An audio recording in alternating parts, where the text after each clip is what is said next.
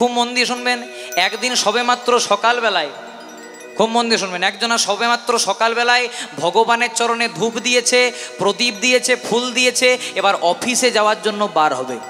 যেই না অফিসে যাওয়ার জন্য বার হয়েছে, হঠাৎ অফিস যাবে সেই সময় দরজাতে একজন ঠক কর দিয়েছে, ঠক ঠক করছে। যেই না দরজাটা খুলেছে দেখছে একজন লম্বা চওড়া ব্যক্তি দাঁড়িয়ে আছে, আর মাথা থেকে পা পর্যন্ত কালো কাপড়, আর হাতে একটা ফাইল ঝোলানো। যে অফিসে যাচ্ছিল সে প্রশ্ন করছে, হ্যাঁ গো, আমার অফিসে যাওয়ার সময় আপনি হঠাৎ কি আমার দরজায়? বলছে, আমি হলাম যমদূত।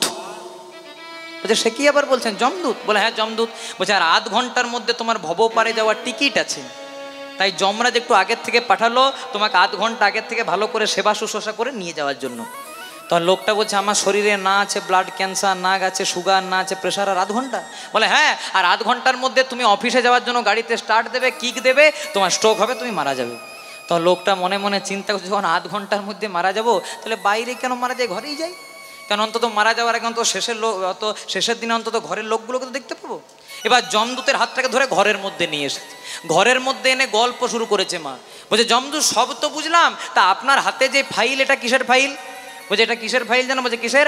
আজ থেকে 1 বছর পর্যন্ত যারা যারা মারা যাবে তাদের নাম প্রথম থেকে শেষ পর্যন্ত লিস্ট করা আছে, আর প্রথমে তোমার নামটি লেখা আছে।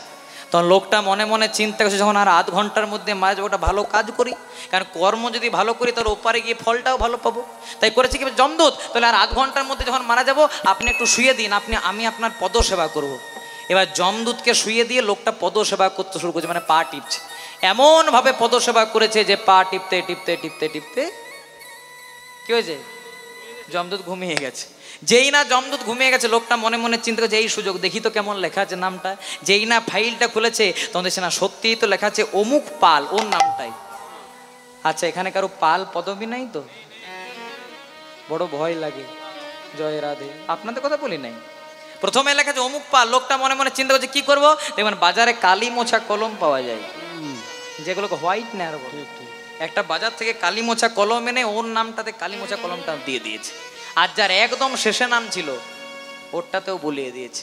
ওর নামটা করেছে শেষে, আর শেষের লোকটার নামটা করেছে প্রথমে। মনে মনে চিন্তা করছে, যখন বাঁচবো তখন 1 বছর বেঁচেই যায়, যাদের যাদের কাছে ধার ছিল ধারগুলো শোধ করবো না, লোকের কাছে বেশি বেশি ধার নিয়ে নেবো, যার যেমন ভাব তার তেমন লাভ। এবার লোকটা করেছে কি, ওর নামটা করেছে শেষে, শেষের লোকটার নামটা করেছে প্রথমে। এবার মনে মনে চিন্তা, উঠুক বেটা, যমদূত দেখাচ্ছি মজা। এবার যখন 25 মিনিট পেরিয়ে গেছে আর 5 মিনিট সময়, তখন যমদূত উঠে গেছে, কই তৈরি তো? বলছে, হ্যাঁ একদম তৈরি। আর মনে মনে চিন্তা যে ফাইলটা খুলে একবার দেখ কি করেছি। এবার যেই না বলছে, তাহলে চলো আমার সঙ্গে। বলছে, দাঁড়াও দাঁড়াও, আপনার ফাইলটা এবার খুলুন। এবার যেই না একটু ফাইলটা খুলে, বলছে, দাঁড়াও দাঁড়াও দাঁড়াও। যমদূত বলছে, দাঁড়াও, অনেকের বাড়িতে প্রাণ নেওয়ার জন্য যাই ভাই, আমাকে দেখে কারো মুখ হয়ে যায়, চোখগুলো বড় হয়ে যায়, কিন্তু তোমার মতো এত সুন্দর পদসেবা কেউ করে না। তাই এত সুন্দর তুমি যে পদসেবা করলে, তাই মরে যাওয়ার আগে তোমাকে একটা আশীর্বাদ দিতে চাই। লোকটা মনে মনে চিন্তা করছে, একেই তো ফাইলে হরিবল করেছি, তারপর আবার আশীর্বাদ, মানে বাই 1 get 1 ফ্রি। জয় রাধে। বলছে, কি আশীর্বাদ? খুব কনফিডেন্স। বলছে, কি আশীর্বাদ বলুন তাহলে? বলছে, শোনো, যমরাজ যা নিয়ম করেছে, এই যে তুমি আমার এত সুন্দর পদসেবা করলে, তাই তোমাকে আশীর্বাদ দিয়ে যায়। বলে, কি? যমরাজ যা নিয়ম করেছে শুধুমাত্র তোমার জন্য স্পেশাল অফার। বলে, কি? যা প্রত্যেক দিন প্রথম থেকে শেষ পর্যন্ত লোকের প্রাণ নেই, আজকে শুধুমাত্র তোমার জন্য যা শেষে নাম তাকে প্রথমে নেব, আর যার প্রথমে নাম তাকে। লোকটা মনে মনে চিন্তা করছে, কার মুখ দেখে উঠেছিলাম রে, কেন বাজার থেকে হোয়াইটনার আনতে গেলাম। তাই কথা কেন বললাম মা, যদি আসে ডাক তার, যদি গোবিন্দের ডাক আসে তো কি করে মেডিকেল সায়েন্সের ডাক্তার। যেদিন আপনার ভবপারে যাওয়ার ডাক আসবে সেদিন আপনি ভেলোরেই যান, অ্যাপেলোতেই যান, ইএনটি দেখান, এমডি দেখান, কেউ বাঁচাতে পারবে? কেউ বাঁচাতে পারবে না। তাই সময় থাকতে সবাই মিলে গাইবো, আমি পিঞ্জর খুলে দিয়েছি। জয় রাধে। যদি উলুধ্বনি দেন তবে গাইব। হ্যাঁ, খুব সুন্দর। নিতাই গৌর প্রেমানন্দে, হরি বল হরি বল হরি বল। বাহ, তুমি বসো বাবা। হ্যাঁ, তুমি বসো। এমন চেহারা করেছে ওদিকে দেখতে পাচ্ছি না। জয় রাধে। কত পাতলা না, আপনাদের খেয়েই করেছে। জয় রাধে। ও লোকের খেতে একটু বেশি ভালোবাসে। হরে কৃষ্ণ। সবাই মিলে গাইবো, আমি পিঞ্জর খুলে দিয়েছি, যা কথা বলার সবই বলে দিয়েছি। যারে যারে উড়ে যা, যারে যারে উড়ে যা। উলুধ্বনি মায়ের। পিঞ্জর খুলে দিয়েছি, যা কথা বলার সবই বলে দিয়েছে, যারে যারে উড়ে যা, যারে যারে উড়ে যা। আমি পিঞ্জর খুলে দিয়েছি, যা কথা বলার সবই বলে দিয়েছি, যারে যারে উড়ে যা, যারে যারে উড়ে যা। উলুধ্বনি মায়ের পিঞ্জর পিঞ্জর পিঞ্জর খুলে দিয়েছি, যা কথা বলার সবই বলে দিয়েছি, যারে যারে উড়ে যা, যারে যারে উড়ে যা। বলে আর কতদিন থাকবি পাখি খাঁচার ভিতরে, একদিন খাঁচা ছেড়ে যাবি যে উড়ে। আর কতদিন ও পাখি, আর কতদিন, আর কতদিন থাকবে পাখি খাঁচার ভিতরে, বাবা বাবা, একদিন খাঁচা ছেড়ে যাবি যে উড়ে। গানটা আধুনিক হলেও খুব ভালো। বলছে আমি পিঞ্জর খুলে দিয়েছি, মানে আমাদের এই 3.5 হাতের দেহ পিঞ্জর। পিঞ্জরের মধ্যে কে আছে?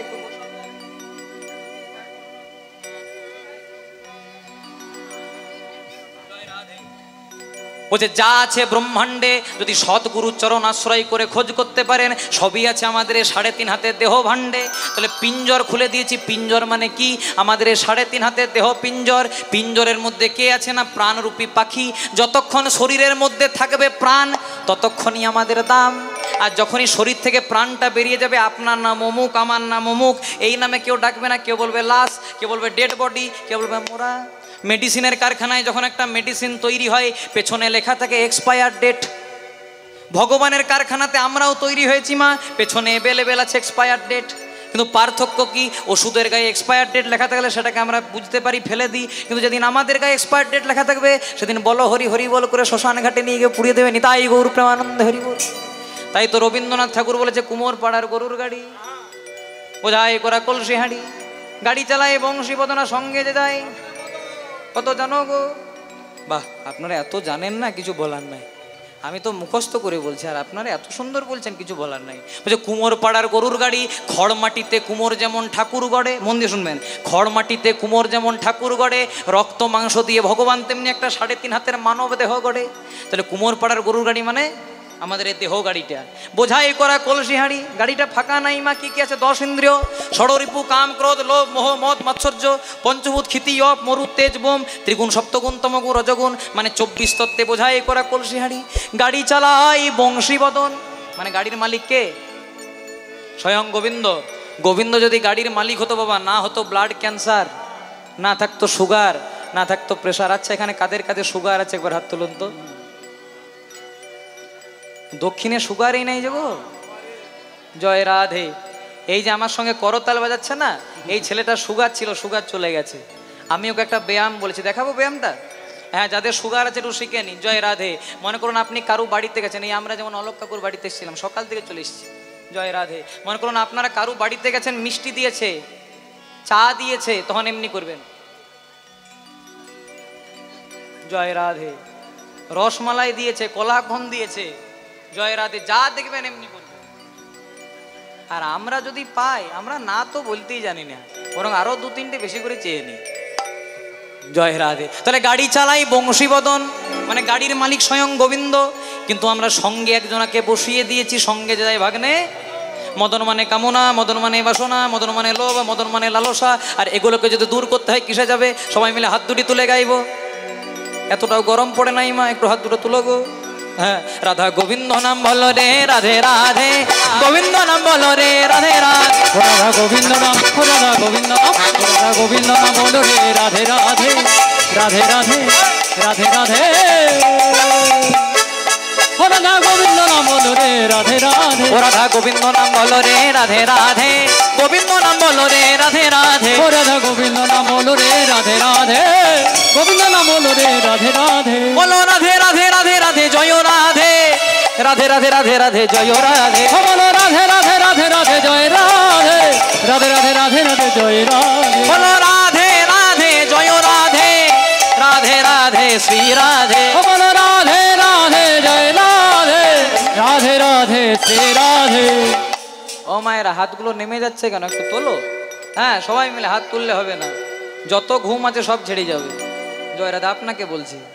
হ্যাঁ, হাত দুটি তুলে সবাই মিলে একসঙ্গে গাইব। সবাই মিলে একসঙ্গে হাতে হাতে করো তালি দিতে। বলে রাধে তোমায় বারে বারে করছি যে মানা, যমুনাতে জল ভরিতে একলা যেও না।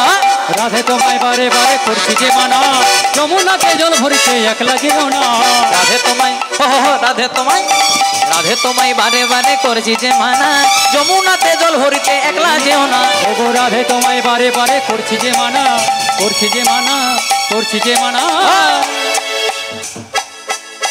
যমুনাতে জল ভরিতে একলা যেও না।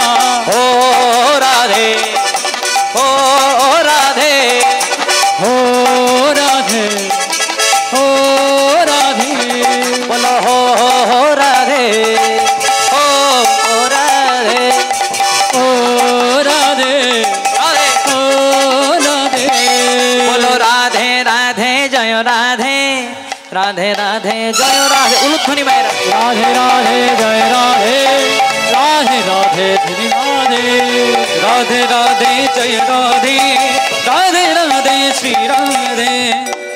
আবার আপনাদের সঙ্গে কবে দেখা হবে জানি না মায়েরা, কারণ এই নিয়ে 5 বছর আপনাদের এখানে গাইলাম। আগে বছর বললেও আর আমি আসবো না। জয় রাধে, অন্তত 2 বছর গ্যাপ থাকবো, তারপর আসবো। আগে বছর আমার বাবা আবার আসবে 14 তারিখে জয় রাধে, তাই আপনারা সেখানে শুনবেন। আবার 2 বছর পরে আমি আসবো। তার আগে চলুন সবাই মিলে একবার দুটি বাহু তুলে গাইবো। বলো রাধে রাধে রাধে রাধে জয় রাধে, রাধে রাধে রাধে রাধে শ্রীরাম। রাধে রাধে রাধে রাধে জয় রাধে, রাধে রাধে রাধে রাধে শ্রী রাধে। বলো রাধে তোমায় বারে বারে করছি যে মানা, যমুনাতে জল ভরিতে একলা যেও না। ওগো রাধে তোমায় বারে বারে করছি যে মানা, করছি যে মানা, করছি যে মানা, যমুনাতে জল ভরিতে একলা যেও না। জয় জয় রাধা, জয় জয় রাধা, জয় জয় রাধা, জয় জয় রাধা, জয় জয় রাধা রমন হরি বল বল বল বল, জয় জয় রাধা রমন হরি বল। ও জয় জয় রাধা, ও বলো রাধা, ও জয় জয় রাধা, ও বলো রাধা, জয় জয় রাধা রমন হরি বল, ও জয় জয় রাধা রমন হরি বল। জয় জয় রাধা, জয় জয় রাধা, জয় জয় রাধা রমন হরি বল, জয় জয় রাধা রমন হরি বল। ও জয় জয় রাধা রমন হরি বল, জয় জয় রাধা রমন হরি বল, জয় জয় রাধা রমন হরি বল, ও জয় জয় রাধা রমন হরি বল, ও জয় জয় রাধা রমন হরি বল, ও জয় জয় রাধা রমন হরি বল, ও জয় জয় রাধা রমন রমন হরি বল। তাই যেই না ভোলানাথ বাধা দিতে গিয়েছে, অমনি কিন্তু সতী করল কি, সতী ছিল 1 হয়ে গেল 10। শিব করল কি, ত্রিশূলটিকে নামিয়ে শুরু করলো চণ্ডীপাঠ। যেই না চণ্ডীপাঠ করে দিয়েছে, এবার শিব বলছে বাবা সতী, আমি যদি জানতাম যে তোমার অঙ্গে এত রূপ, আমি কোনোদিনও বাধা দিতাম না। যাও যাও, তুমি চলে যাও। তখন বলছে স্বামী আমাকে কিছু দাও, আমি এইভাবে যাব। তখন শিব বলছে তুমি হলে রাজদুলালি আর আমি হলাম দিন ভিখারি, আমি শ্মশানে মশানে ঘুরে বেড়াই, ভূত প্রেত দৈত্যদানাকে সঙ্গে আমি কি দেবো বল। তাই ভোলানাথ করলো কি, দিতে কিছু পারলেন না, কিন্তু শ্মশানে মশানে ঘুরে বেড়াই বলে একটি সাদা শাড়ি, লাল পাড়, একটি সিঁদুরের ফোঁটা আর লাল টকটকে করে সিঁদুর পরিয়ে দিয়ে এবার বলছে যাও জয় রাধে। আর যাওয়ার সময় 2টো বডিগার্ড দিলেন। জয় রাধে। ভোলানাথের সঙ্গে 2 জনা থাকে, কে কে? নন্দী আর ভেঙ্গি। নন্দীকে দিল আর ভেঙ্গিকে দিল। এবার সতীমা যাচ্ছে কোথায়? বাপের বাড়ি। সতীর বাপের বাড়ির কি নাম? জায়গাটার নাম হচ্ছে কঙ্খল, উত্তরাখণ্ডে, যেখানে রামদেব বাবা বর্তমানে পতঞ্জলি কারখানাটি করেছেন। এবার সতীমা যাচ্ছে, ভাবটি কেমন? বলে আনন্দেতে চলেন মায়ামার বাবার বাড়ির পথে। আনন্দেতে চলেন মায়ামার বাবার বাড়ির পথে। বলে আনন্দেতে চলেন মায়ামার বাপের বাড়ির পথে। আনন্দেতে চলেন মায়ামার বাপের বাড়ির পথে। নন্দিয়ার ভেঙ্গে জয় মায়ের সাথে। নন্দিয়ার ভেঙ্গে জয় মায়ের সাথে। ওই নন্দিয়ার ভেঙ্গে জয় মায়ের সাথে। নন্দিয়ার ভেঙ্গে জয় মায়ের সাথে। আবার দেখিতে দেখিতে মায়ামার কঙ্খলেতে এলো। দেখিতে দেখিতে মায়ামার অঙ্গলেতে এলো দেখিতে দেখিতে মায়ামার অঙ্গলেতে এলো। আবার ভক্ত বৃন্দ সবে মিলে হরি হরি বলো। একবার ভক্ত বৃন্দ সবে মিলে হরি হরি বলো। ভক্তবিন্দু সবে মিলে হরি হরি বলো। বলে আনন্দের আর সীমা নাই রে, আনন্দের আর সীমা নাই রে। বলে আনন্দের আর সীমা নাই, আনন্দের আর সীমা নাই রে। করতে গেছিল আনন্দ, হয়ে গেল নিরানন্দ। সতী যেই না বাপের বাড়িতে গেছে, প্রথমেই দেখা হয়েছে কার সঙ্গে? সতীর মায়ের নাম ছিল প্রসূতি। প্রসূতি জানতো না যে আমার স্বামী ভোলানাথকে আর সতীকে নিমন্ত্রণ করেনি, মায়ের মন তো। তাই প্রসূতি সতী বলছে, সতী এত দেরি করলি, আর তুই এসেছিস আর শিব আসেনি, ভোলানাথ আসেনি।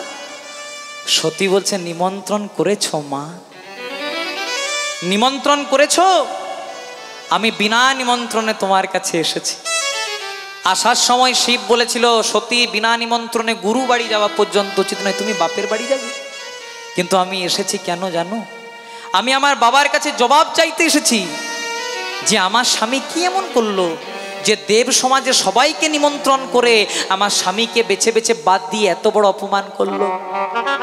মাগো, আর আমি বলতে এসেছি যে যজ্ঞে বৈষ্ণবের আগমন হয় না, সেই যজ্ঞটা কোনোদিনও সম্পূর্ণ হয় না। এই যে মনে করুন আপনাদের এই হাড়াল চম্পাহাটি হরিবাসর, বহু বৎসর ধরে হরিবাসরটা হচ্ছে, কিন্তু এখনো সেই রূপেই আছে। কেন না, প্রত্যেক বৎসরের মতো এই বৎসরও অনেক ভক্ত বৈষ্ণবের পদধূলি পড়েছে। বৈষ্ণব কাকে বলে? শুধু জাতিতে বৈষ্ণব হয়? যাহারে দেখিলে মুখে আইসে কৃষ্ণ নাম, যার মুখে থাকে নিরন্তর কৃষ্ণ নাম, জানিবে সেই হলো বৈষ্ণব প্রধান। যাকে দেখে আপনার দুটো কৃষ্ণ কথা বলার লালসা জাগবে, যাকে দেখে মনে হবে এনার সঙ্গে দুটো কৃষ্ণ কথা বলি, সে হলো বৈষ্ণব। দেখবেন মায়েরা, যারা প্রকৃত বৈষ্ণব হয়, যারা প্রকৃত সাধু হয়, যারা প্রকৃত বৈষ্ণব হয়, তারা কিন্তু সবার বাড়িতে সেবা পায় না।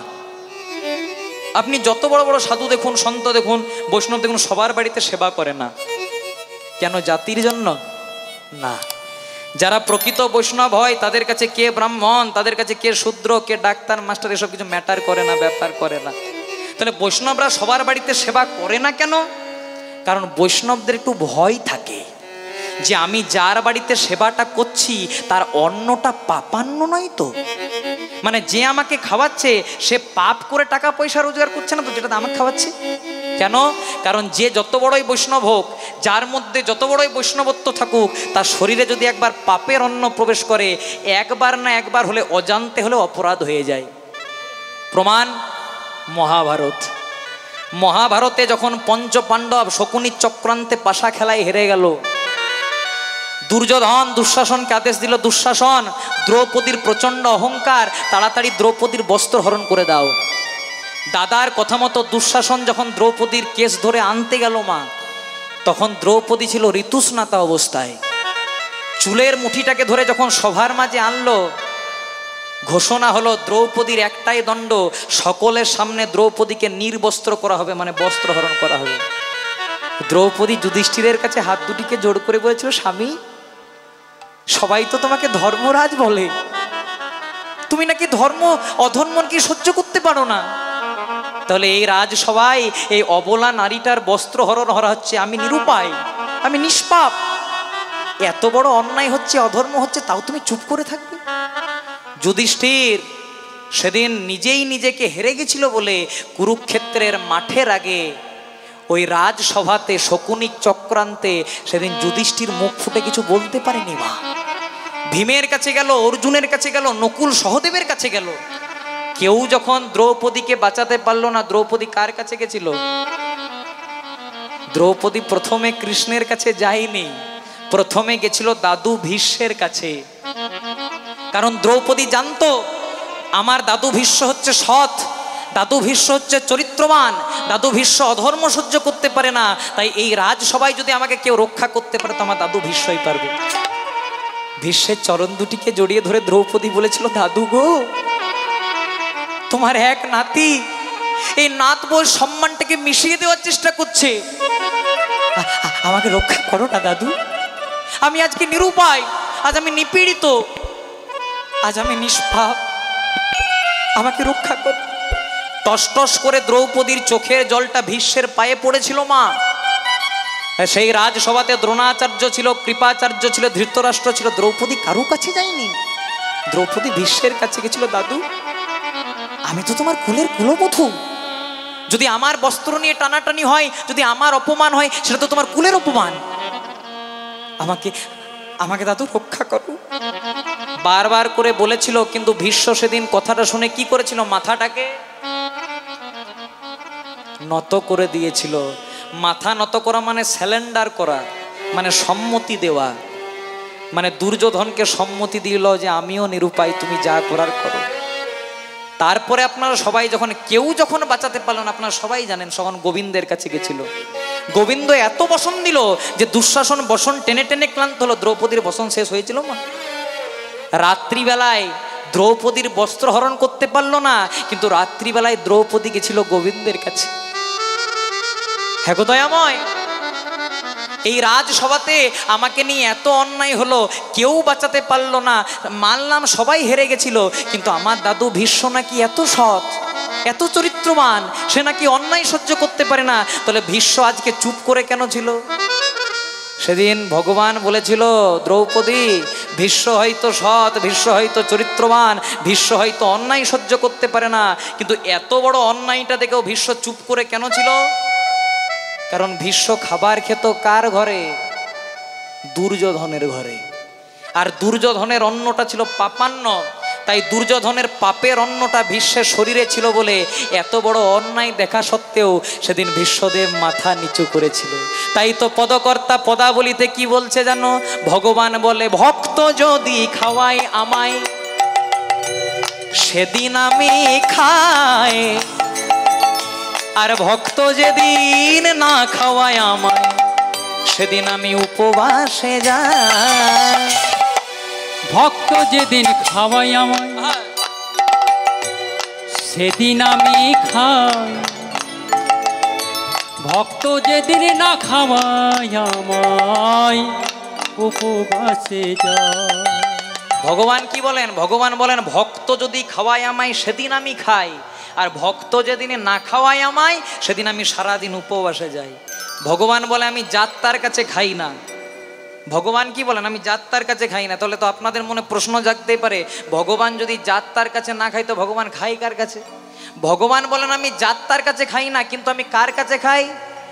বলে, আমি যার, আমি তার কাছে খাই। আমি যাত্রার কাছে খাই না, কিন্তু আমি যার, আমি তার কাছে খাই। সেই ভক্তের প্রমাণ ছিল মাধবেন্দ্রপুরী, যার জন্য ভগবান করেছিল মালসা ভোগ চুরি। নাম নিল ক্ষীরচোরা গোপীনা, ছিল মাধবেন্দ্রপুরী, যার জন্য ভগবান করেছিল মালসা চুরি। নাম নিল ক্ষীরচোরা গোপীনা। আর এই লাইনটা শুনুন, ভক্ত যদি শক্ত হয় তবে ভগবানের পরাজয়। ভক্ত যদি শক্ত হয় ভগবানের পরাজয়। ভক্ত যদি শক্ত হয় তবে ভগবানের পরাজয়। আসলে জয় রাধে। এখানে আপনাদেরকে যখন চলে এসেছে অনেকটা একটু ভালো করে একটা কথা বলে যাই মা। বৃন্দাবনে তখন বাজছে রাত্রি 12টা। বৃন্দাবনে রাত্রি 12টা, আর পৌষ মাসের দিন। ও মায়েরা, পৌষ মাসের দিন ঠান্ডা থাকে না গরম থাকে? গরম থাকে। কত জানো তুমি? বাবা বলছে গরম থাকে। পৌষ মাসের দিন ঠান্ডা থাকে। রাত্রি 12টার সময় পৌষ মাসের দিন হুহু ঠান্ডা। ভগবান শ্রীকৃষ্ণ মাথায় কয়েকটা ইট নিয়ে আর পাথর নিয়ে ছুটে ছুটে যাচ্ছে বাবা। আর দেখা হয়েছে কার সঙ্গে? নারদের সঙ্গে। নারদ বলছে, ও প্রভু, তোমার অনেক লীলা দেখেছি, কালীয় দমন দেখেছি, মৃত্তিকা ভক্ষণ দেখেছি, কংসবধ দেখেছি, কই এই লীলা তো দেখি নাই যে পৌষ মাসের দিন হুহু ঠান্ডা মাথায় রাত্রি 12টার সময় ইট পাথর নিয়ে যাচ্ছ। তখন ভগবান বলছে, নারদ, বৃন্দাবনে আমার একজন ভক্ত আছে গো, কি নাম? ভক্তের নাম মাধব দাস। ভক্ত আমাকে এত ভালোবাসে যে 24 ঘন্টা 24 আওয়ার শুধু আমারই নাম করে। ভক্তকে বললাম, হ্যাঁ রে ভক্ত, তোর যে ভালো ঘর নাই, আগে একটা ঘর ভালো করে কর, তারপর আমাকে ডাকবি। কিন্তু ভক্ত বলছে, প্রভু তোমার নাম করতে করতেই সময় চলে যায়, ঘর করব কখন? তাই ভক্ত যদি আমাকে এতটা ডাকতে পারে, আমি নিজে ভক্তের জন্য ইট পাথর মাথায় নিয়ে ঘর করতে যাচ্ছি। তখন নারদ মুনি বলছে, হ্যাঁ গো প্রভু, রাত্রি 12টার সময়, পৌষ মাসের দিন, এত ঠান্ডাতে কেন যাচ্ছ? সকালে যেতে পারতে তো। তখন ভগবান বলছে, আমার বাবার তো আর ইট ভাটা নাই। জয় রাধে। এগুলো সব চুরি করা জিনিস, আর সকালবেলায় চুরি করলে পিঠে উত্তম মধ্যম পড়বে। আর ছোটবেলা থেকে আমার নাম ননি চোরা, মাখন চোরা, তাই চুরি করতে ভালোবাসি। রাত্রিবেলায় লোকের ঘরে চুরি করে একটু তাড়াতাড়ি ভক্তের ঘরটা সেন্টারিং করে দিয়ে চলে আসি। জয় রাধে। তখন নারদ মুনি মনে মনে চিন্তা করছে, না না, বড় মাপের ভক্ত, বড় মাপের ভক্ত না হলে ভগবান স্বয়ং মাথায় ইট পাথর নিয়ে চুরি করে ঘর করার জন্য যাবে না, দেখতে হবে ভক্তটা কেমন। এবার ভগবান যাওয়ার আগে নারদ মুনি একটি ব্রাহ্মণের বেশ ধরে চলে যাচ্ছে। কেমন ভাবে? ভক্ত যদি সত্য, পণ্ডিত রইল পোষে, বৃক্ষের ফলটি বৃক্ষে রইল, শুধু বৃন্ত গেল খসে। ভক্ত যদি শক্ত। ও মায়েরা, চলো একটু হাত দুটি তুলে গাইবা, হরে কৃষ্ণ হরে কৃষ্ণ কৃষ্ণ কৃষ্ণ হরে হরে, হরে রাম হরে রাম, রাম রাম হরে হরে, হরি হরে কৃষ্ণ কৃষ্ণ কৃষ্ণ হরে হরে, হরে রাম হরে রাম, রাম রাম হরে হরে। জয় রাধে। হয়েছে কি, আজকে নারদ মুনি দেখতে এসেছে, ভগবান আসার আগে দেখবো ভক্তটা কেমন, যার জন্য ভগবান ইট পাথর চুরি করে নিয়ে ঘর করতে যাচ্ছে। এবার যেই না এসেছে, মায়েরা খুব মন দিয়ে শুনবে, যেই না আজকে নারদ এসেছে ভক্তটাকে দেখার জন্য ব্রাহ্মণের বেশ ধরে, তখন দেখছে রাত্রি 12টার সময় ওই মাধব দাস ভক্তটা উঠানের মধ্যে একটা কাটারি ধার করছে। মনে মনে চিন্তা করছে, নে বাবা, তাহলে ভুল ঠিকানাতে চলে এলাম নাকি? ভক্ত যদি হবে তো কাটারি কেন ধার করবে? হ্যাঁ গো, তোমার নাম কি? বল, আমার নাম মাধব দাস। তা তুই শুনেছি নাকি তুমি এত বড় ভক্ত, তাহলে রাত্রিবেলায় কাটারি কেন ধার করছো? এবার ভক্ত কি বলছে দেখুন। ভক্ত বলছে, আমার টার্গেট লিস্টে 3 জনা আছে, 3 জনকে টার্গেট করে রেখে, যদি পাই না বেটাদেরকে কাটারি দিয়ে শেষ করে দেবো। তখন নারদ মুনি মনে মনে চিন্তা, দাগি আসামি তো, একে আবার কি কৃপা করবে? বলছে, ঠিক আছে, সব বাদ দিলাম। হ্যাঁ গো, 3 জনা কে কে যাদেরকে তুমি টার্গেট করে রেখেছো? বলছে, নাম শুনবে? প্রথম জনার নাম হলো ভক্ত প্রহ্লাদ। বলছে, সে কি বলছো? এত বড় নারায়ণের ভক্ত, ওকে মারবো? ওকে মারবো। বলে, কেন? সবে মাত্র লক্ষ্মী দেবী থালা ভর্তি খাবার দিয়ে নারায়ণকে দিয়েছে। নারায়ণ তো সবসময় লক্ষ্মীর কাছে আসতে পাই না, অনেক দিন পরে এসেছে, তাই লক্ষ্মী ভালো করে রান্না করে নারায়ণকে খেতে দিয়েছে। এবার নারায়ণ যেই না খাবারটা মুখে তুলতে যাবে, মুখে তোলার আগেই প্রহ্লাদের বাবা হিরণ্যকশিপু হরিনাম করার অপরাধে প্রহ্লাদকে গরম তেলে চোবাচ্ছে। প্রহ্লাদ বলে দিয়েছে, হে নারায়ণ দয়া কর, দয়া করো। যেই না বলে দিয়েছে হে নারায়ণ দয়া করো, নারায়ণ খাবারটা এত দূরে নিয়ে আর মুখে যায়নি, খাবারটাকে রেখে ছুটে প্রহ্লাদের কাছে কৃপা করার জন্য গেছে। তা কেন বাবা প্রহ্লাদ, একটু পরে ডাকতে পারলি না? তোর তো ভগবানের কৃপা আছে, মরে তো আর যেতিস না, একটু পুড়তিস তো পুড়, তাকে ভগবানের খাওয়াটা হয়ে যাবে। ওই ভগবান খাওয়া ছেড়েছে, তা বুঝে যাবে না, শেষ করে দেবো। তখন নারদ মুনি মনে মনে চিন্তা করছেন, বড় মাপের এই ভক্ত, এ ভক্ত দেখি নাই কোনোদিনও। বলছে, প্রথম জনের নাম প্রহ্লাদ, দ্বিতীয় জনের নাম? বলছে, ওর নাম? ওই বেটার তো নামেই করো না। বলে, কেন? বলছে, ওর নাম হলো মহাভারতের অর্জুন। বলছে, ওই সে দ্রৌপদীর স্বামী সখা কৃষ্ণ ভগবান। বলে, ওকে আমার। বলে, কেন? বলছে, নীলি নীলি কুরুক্ষেত্রের যুদ্ধটাতে কৃষ্ণকে নিজেদের পক্ষে নিলি, আর রথের সামনেটা থেকে কৃষ্ণকে বসাতে পেলি, নিজে বসতে পারলি না, নিজে রথের সারথি করলি কৃষ্ণকে, আর নিজে বাবু হয়ে বসে থাকলি।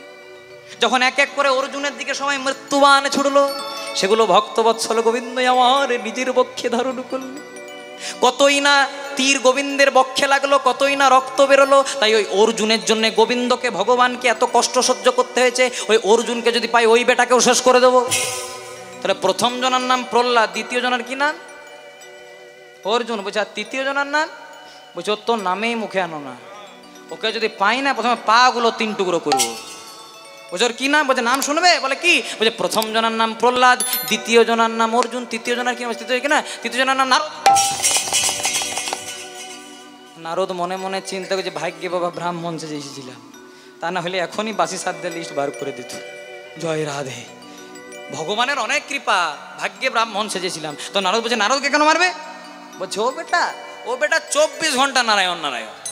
নারায়ণ খাচ্ছে তাও নারায়ণ, নারায়ণ বসছে তাও নারায়ণ, নারায়ণ লক্ষ্মীর সঙ্গে দুটো গল্প করছে তাও নারায়ণ। যত নারায়ণ নারায়ণ বলে, নারায়ণ সব কাজ ছেড়ে ওকে কৃপা করার জন্য আসে। এতক্ষণ নারদের মনে দুঃখ হচ্ছিল, আর দুঃখ হয় নাই মা। নারদ এবার করেছে কি, ভগবান যেখানে ইট পাথর নিয়ে যাচ্ছিল, আরো কয়েকটা ইট পাথর ভগবানের মাথাতে চাপিয়ে দিয়েছে। বলছে নাও নাও প্রভু, দেরি করো না, কারণ আমিও তোমার সঙ্গে যাব। হরি বল। আমিও তোমার সঙ্গে যাব, বলে আমিও তোমার,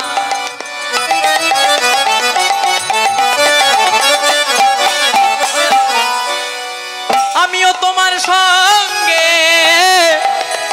যাব।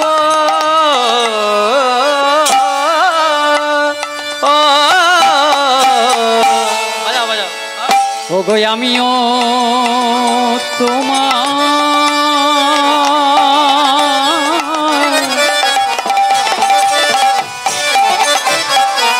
আস্তে। ও মায়েরা, এই বাজনাটা ভালো লাগছে? হ্যাঁ, ও আমার অনেক ছোটবেলার বন্ধু, জয় রাধে।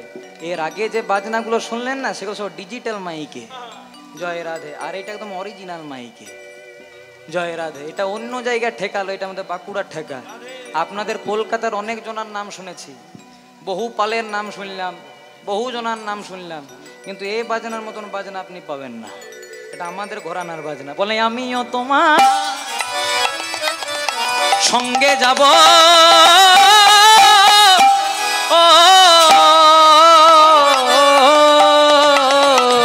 ও গো আমিও তোমার।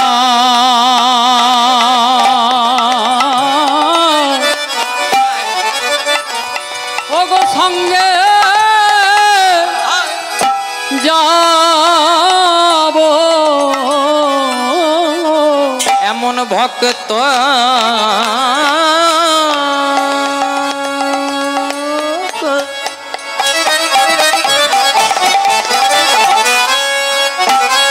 ভক্ত কভু দেখি নাই গো। তাই তো আমিও তোমার সঙ্গে যাব, এমন ভক্ত কভু দেখি নাই গো। তুমি সঙ্গে আমায় নিয়ে চলো, ভক্ত কভু দেখি নাই গো। গো সঙ্গে আমায় নিয়ে চলো, কভু দেখি নাই গো। তুমি সঙ্গে আমায় নিয়ে চলো, কভু দেখি নাই গো। গো সঙ্গে আমায় নিয়ে চলো, এমন ভক্ত কভু দেখি নাই গো। সঙ্গে আমায় নিয়ে চলো, ভক্ত কভু দেখি নাই গো। তুমি সঙ্গে আমায় নিয়ে চলো, এমন ভক্ত কভু দেখি নাই গো। গো সঙ্গে আমায় নিয়ে চলো, ভক্ত কভু দেখি নাই গো। তুমি সঙ্গে আমায় নিয়ে চলো, ভক্ত কভু দেখি নাই গো। তুমি সঙ্গে আমায় নিয়ে চলো, কভু দেখি নাই গো। আমায় সঙ্গে করে নিয়ে এমন চলো, ভক্ত কভু দেখি নাই গো। তুমি সঙ্গে আমায় নিয়ে চলো, ভক্ত কভু দেখি নাই গো। গো সঙ্গে আমায় নিয়ে চলো, ভক্ত কভু দেখি নাই গো।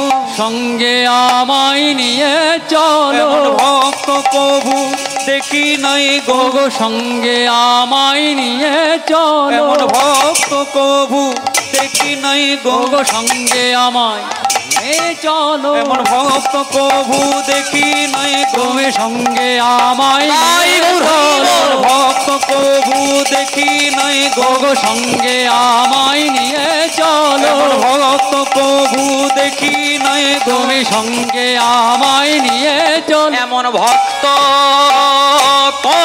কভু দেখি নাই গো।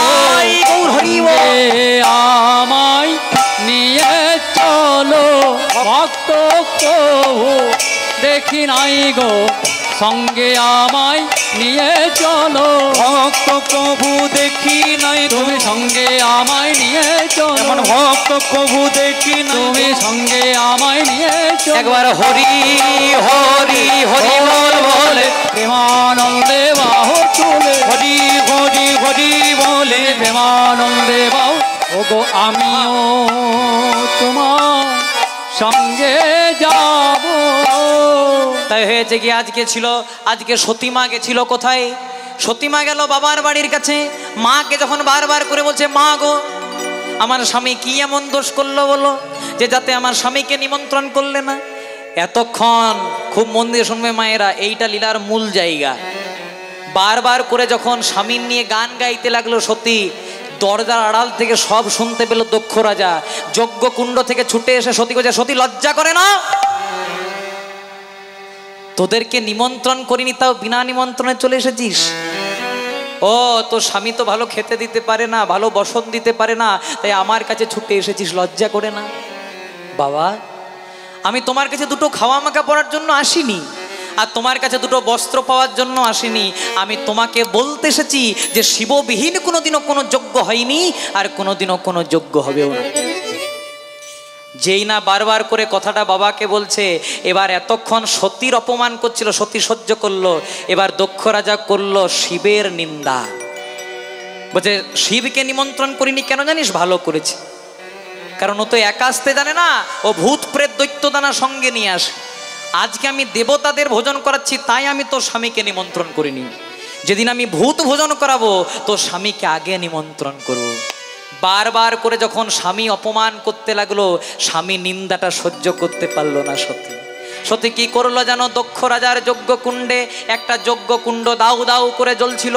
নন্দী ভিঙ্গি রজান্তে সবার জানতে শিব শিব নাম ধরে, শিব শিব নাম ধরে সতীমায় আমার ডাকিতে লাগিল, সতীমায় আমার ডাকিতে লাগিল। দক্ষ রাজার যজ্ঞকুণ্ডে যজ্ঞকুণ্ডে সতী সতী ঝাঁপি দিয়ে দিল। যখন নন্দী ভিঙ্গি জানতে পারলো মার বেঁচে নাই, তখন ছুটে গেল শিবের কাছে। বাবা, তুমি তো বলেছিলে যে সতীকে যেন ভালো করে নিয়ে আসি, কিন্তু আর আনা হলো না গো। কেন রে নন্দী? ও অনেকদিন পরে বাপের বাড়িতে গেছে তো, তাই বুঝি আসেনি। সতী ভালো আছে তো? নন্দী ভিঙ্গি যখন বারবার করে কাঁদছে, শিব বুঝতে পেরেছে কিছু না একটা কিছু হয়েছে। ওরে নন্দী, বল না রে, আমার সতী আমার বাড়ির অন্নপূর্ণা, ও ভালো আছে? বারবার করে যখন বলছে ভালো আছে ভালো আছে, নন্দী ভিঙ্গি বলে দিল, বাবা তোমার সতী যখন যজ্ঞকুণ্ডে গেল, বারবার করে তোমার শ্বশুর মশাই দক্ষ রাজা সতীকে অপমান করতে লাগলো। ওর অপমান সহ্য করে নিল, কিন্তু যখন বারবার তোমার নিন্দা শুরু করলো, মা আর থাকতে পারলো না। তোমার নিন্দা সহ্য করতে না পেয়ে আজকে সতীমা যজ্ঞকুণ্ডে ঝাঁপ দিয়েছে। এতক্ষণ শিব ছিলেন শান্ত, এতক্ষণ ভৈরব ছিলেন শান্ত, এবার ভৈরব তার উগ্র মূর্তি ধারণ করলেন। ছিড়িয়া মাথার জটা ভূতলে ফেলিল। বীরভদ্র নামে শিবের জটা হতে জনমলভীর, জটা হতে জনমিল। এক টুকরো জটাকে ছিঁড়ে যেই না মাটিতে পতিত করলেন, সেই জটা থেকে জন্ম হলো একজন দৈত্য, একজন অসুর, যার নাম হলো বীরভদ্র। শিবের নয়নজল থেকে জন্ম নিল তারকাসুর। তারকাসুর বীরভদ্র আজকে হাত দুটিকে জোড় করে বলছে, বাবা আমরা তোমার মানস পুত্র, জন্ম দিলে কেন, কি উদ্দেশ্যে? শিব বলছে, শোনো, তোমাদেরকে জন্ম দিলাম একটাই উদ্দেশ্য, দক্ষ যজ্ঞ পণ্ড চাই আর দক্ষ রাজার মুন্ড চাই। এবার বীরভদ্র তারকাসুর শিবের ভূত প্রেত দৈত্যদানা নিয়ে প্রবেশ করলো দক্ষ রাজার যজ্ঞকুণ্ডে। এতক্ষণ হচ্ছিল দেবতাদের ভোজন। দেবতারা ভূত প্রেত দৈত্যদানা থেকে সবাই পালিয়ে গেল, শুরু হয়ে গেল ভূত ভোজন। বীরভদ্র প্রথমেই গিয়ে দক্ষ রাজার চুলের মুঠিটাকে ধরলো। এই মুখেতে শিব নিন্দা করেছিস পাষণ্ড, তাই এই নিয়ে অসি দিয়ে কেটে দিলাম তোর শিব নিন্দার মুন্ড। আজকে দক্ষ রাজার চুলের মুঠিটাকে ধরে অসি দিয়ে দক্ষ রাজার গলাটা কেটে দিল। গলাটা পড়ে রইল একদিকে, দেহটা পড়ে রইল একদিকে। লীলা জগতে শিবের শাশুড়ি মা, যার নাম ছিল প্রসূতি, শিব যখন সেখানে এলো, প্রসূতি বলল, লীলা জগতে তুমি আমার জামাতা, আমি তোমার শাশুড়ি মা, কিন্তু তুমি তো দেবাদিদেব মহাদেব, আমাকে স্বামী ধনে ফিরিয়ে দাও। ভোলানাথ যেই না মন্ত্র উচ্চারণ করে দক্ষ রাজার মুন্ডটা জোড়া লাগাতে গেল, আকাশ মার্গ থেকে আকাশবাণী হলো, যে মুখেতে শিব নিন্দা করে কোনো পাষণ্ড, সেই মুখ হয় না কোনোদিনও নরমুণ্ড, কোনোদিনও নরমুণ্ড। তাহলে মুন্ডটা জোড়া লাগাবে কি করে? মুন্ডটা জোড়া লাগলো না। ওই দক্ষ রাজার যজ্ঞকুণ্ডে একটা কচি পাঠা ছাগলকে বলি দেওয়া হয়েছিল, ওই পাঠা ছাগলের মুন্ডটা আর দক্ষ রাজার অঙ্গটা জড়িয়ে দিল। যেই না জড়িয়ে দিল অমনি শিব নাম গাইতে লাগলো, কিন্তু মুন্ডটা তো ছাগলের, শিব নাম গাইতে পারলো না। ছাগ মুখে বাণী নাই, উলু উলু হয়, যেন ইউলু ইউলু হয়, তাহা দেখে রমণীরা হাসিল সবাই।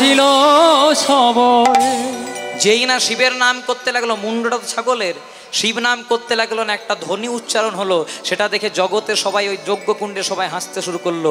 ভোলানাথ আশীর্বাদ দিল, যে ধ্বনিকে দেখে আজকে তোমরা হাস্য কৌতুক করলে, হাসলে, কলিযুগের দরজায় দরজায় যখন কীর্তন হবে, হরিনাম হবে, কোনো মহাযজ্ঞ হবে, এই ধ্বনি ছাড়া কোনো দিনও যজ্ঞটা সম্পূর্ণ হবে না।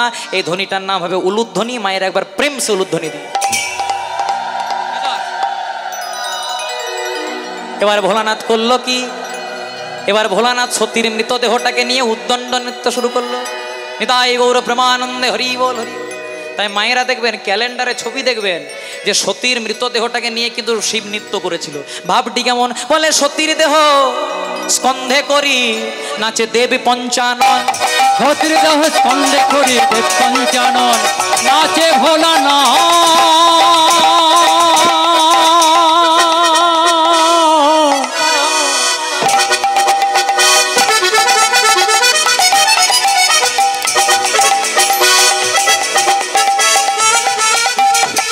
নাচে ভোলানাথ,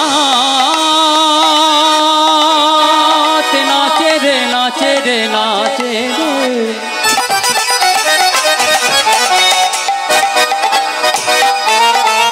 সতীর দেহ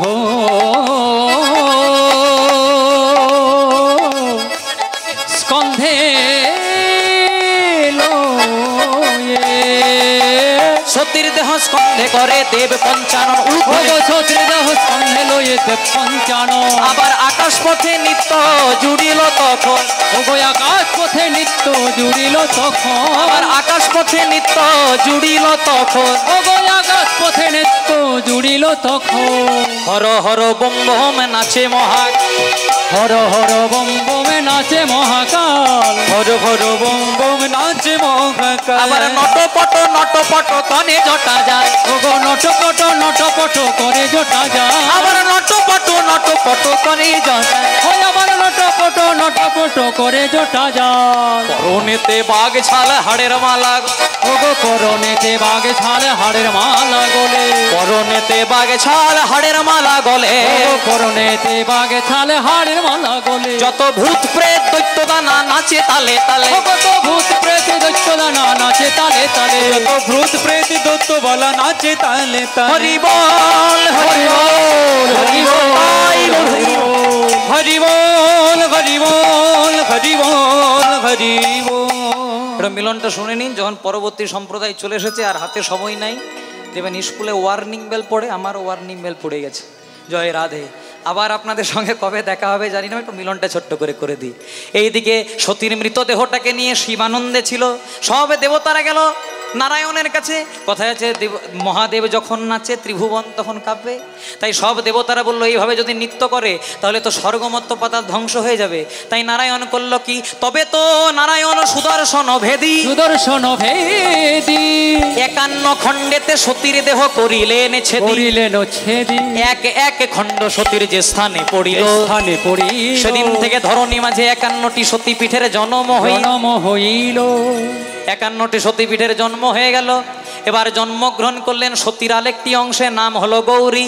হিমালয়পুরে গিরিরাজার ঘরে জনমিলা আদ্যা শক্তি, আদ্যা শক্তি ছিলেন শঙ্করী, নাম হলো গৌরী। গৌরী বদন ভরে বলো হরি। জয় রাধে।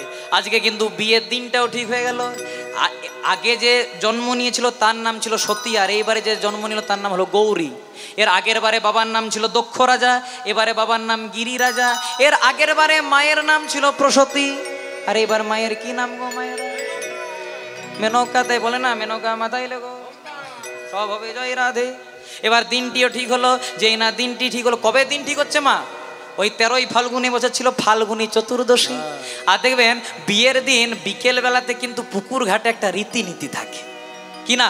জল সাইতে যাওয়া। আজকে ভোলা বাবার জল সাইতে চলুন সবাই মিলে। আচ্ছা, কারা কারা বাবার বিয়ে দেখেছেন আপনার হাত তুলুন তো। বাবার বিয়ে কেউ দেখেন নাই? তাহলে ভোলানাথকে সবাই কি বলে? তাহলে এটা কার বিয়ে হচ্ছে? হাত দুটো তুলো সবাই মিলে, বজায় ভোলা বাবার হবে গো বিয়ে, জলসাইতে যায় তোরা আয়, তোরা আয়। ভোলা বাবার হবে গো বিয়ে, জলসাইতে যায় তোরা আয়, তোরা আয়। আজ ভোলা বাবার হবে গো বিয়ে, জলসাইতে যায় তোরা আয়, তোরা আয়, ও তোরা আয়, তোরা আয়। এবার ভোলা বাবা বিয়ে করতে যাচ্ছে মা। আমরা কিসে করে যাই? দামি দামি গাড়িতে। কিন্তু ভোলানাথ কিসে যাচ্ছে? ষাঁড়ের পিঠে চেপে। আমরা ধুতি পাঞ্জাবি পরে, আর ভোলানাথ কি পরেছে? জয় রাধে, বাঘছাল। আর দেখবেন বাঘছালটা যেন খুলে না যায়, তাই ভোলানাথের মানস কন্যা নাম মনসা 2-3টে ভালো দেখে জাত সাপ এনেছে, আর জাত সাপগুলোকে এনে ভালো করে টাইট করে বেঁধেছে যেন খুলে না যায়। ভাবটি কেমন? আজকে কিন্তু গৌরীর বান্ধবীরা বদ দেখে এসে পরে গৌরীকে বলছে, গৌরী তোর বদ দেখলাম। বলে, গৌরী রে তোর বরে লো রে, জয় রাধে, ষাঁড়ের পিঠে চড়ে রে, ওরে ষাঁড়ের পিঠে চড়ে, গৌরী রে তোর বরে লো রে, ষাঁড়ের পিঠে চড়ে রে, ষাঁড়ের পিঠে চড়ে। কোন দেবতার করলি পুজো, পেলি এমন বল বল, সেই দেবতার করব পুজো, পাবো তোর মতো বল। বল বল কোন দেবতারে করিলে পূজা, তাই গৌর হরি হরি পেলে বল। এমন বল।